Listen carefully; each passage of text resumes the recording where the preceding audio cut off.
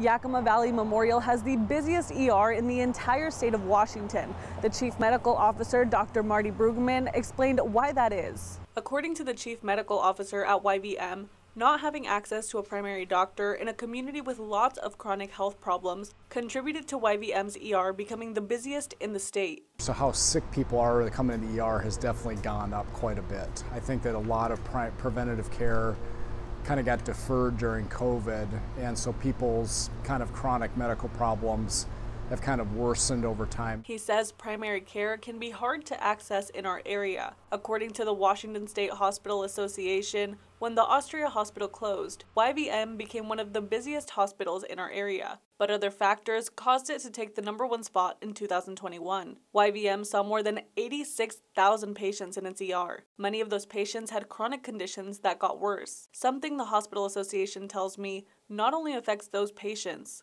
but the people treating them. For hospital staff to see someone come in, a young mom who's had the breast cancer lump, and then she comes to the ER because she's in some pain, and then they realize the cancer's really spread, and the ER staff realizes we're not sure we can save this person. Like that grief and the psychological trauma of that is really significant. Sauer tells me this burns out workers faster and could contribute more to the healthcare staffing crisis. Financial stress can also impact busy hospitals. The Yakima Hospital is very busy and also sees a lot of Medicaid patients. So these are patients that are low income, that are on a state-sponsored insurance program called Medicaid.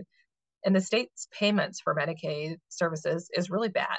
Sauer tells me the association is trying to support busy hospitals by pushing for legislation that increases Medicaid payments. Staff also work with the Washington Medical Coordination Center to try to place people that need to be hospitalized in beds. Sauer says YVM used them a lot during the pandemic. They're doing the best to figure out who needs to be seen first based on their medical needs.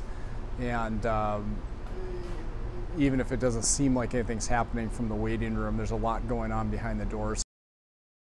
I have previously covered why it is so difficult to find primary care here in Yakima. You can find that story along with this one on our website, NBCRightNow.com. Jessica Perez, NBC Right Now.